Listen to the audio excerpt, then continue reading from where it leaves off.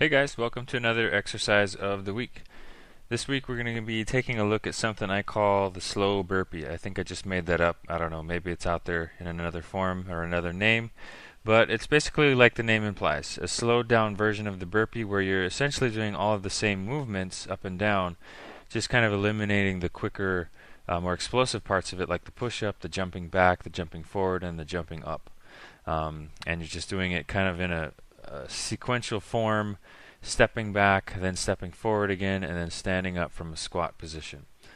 So let's take a look at this. It's a really good exercise if you do each of the movements properly, and I'll explain what I mean by that here in a second. But kind of a different feel than a regular burpee, but still challenging and effective for a lot of other reasons. So let's take a look at how that works.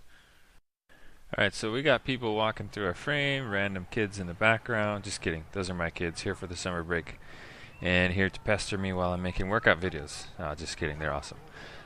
So, slow burpee. You reach down, you put your hands on the ground, you step back into a full plank position, and then you step forward again, standing up, and then repeat that movement.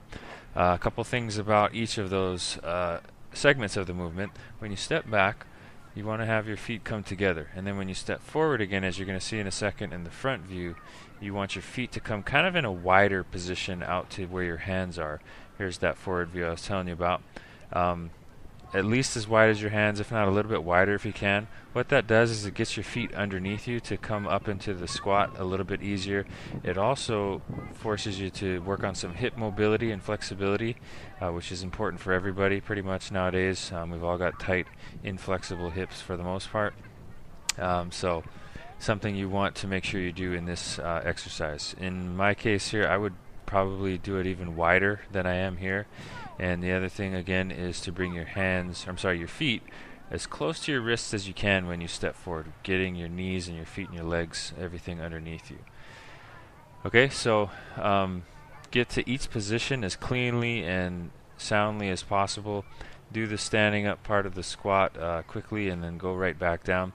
The part in the back, you don't have to be in too big of a hurry, because I want you to step back and into that plank position such that your abs really engage in that plank position while you're there, getting those abs involved. Okay, so in this exercise, this particular performance of the exercise I was doing as part of an R20 workout, which if you're interested in, again, there's a little bit of information in the email, but what I did here was 10 reps.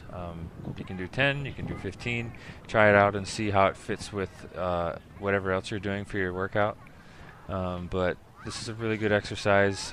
Gets you kind of used to the burpee motion if you want to try that and progress up to it, or as an exercise in and of itself. It's a really great exercise. Especially if you do a bunch of reps with these, you really start to feel it cardiovascularly. And with the squatting motion, a squat is always a good thing to be doing. So if you have any questions about this, let me know on the Facebook page, or you can leave a comment here. And I'll talk to you guys soon, and see you again next week for another exercise of the week. Take care. Aloha.